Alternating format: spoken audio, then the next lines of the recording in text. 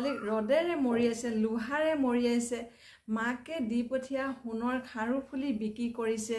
স্বামী অত্যাচাৰ সহিব নোৱাৰি 1.5 মাহ দিনকৈ মাকৰ ঘৰত পলাই থাকিবলগীয়া হৈছে।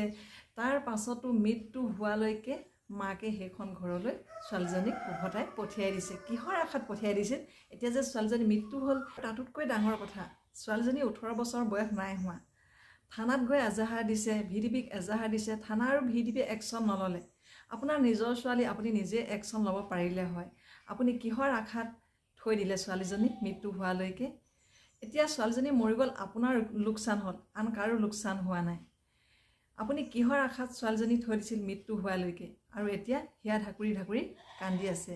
মৃত্যু হোৱাৰ পাছত এনেকৈ কান্দি থাকিলে একো লাভ নহ'ব। আমাৰ অকণমান ভুলৰ কাৰণে আমি এনেকৈ নিজৰ ছোৱালীবোৰ হেৰুৱাব লগা হৈছে। চাওকচোন ভিডিঅ'টো আপোনালোকেও। ল'ৰাজনী মানুহ আগত ইয়াত কৈছে মেট্ৰিক দিয়া বিয়ে পঢ়া ছোৱালী বুলি কৈছে। বাল্য বিবাহ মই কেছ দিছো থানাত, ভিডিপি পাৰ্টিত কেছ দিয়া আছে। মই তাই বুদ্ধি কৰি পিনে ৰাখি থৈ দিলে, বাল্য বিবাহ নহয় বুলি কৈছে।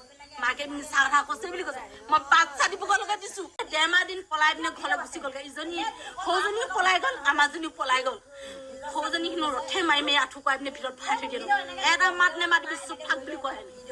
কোনোবাই শুনিব ওচৰ চুবুৰীয়া মানুহ, চবফালে দৰ্জা লক মাৰি লৈ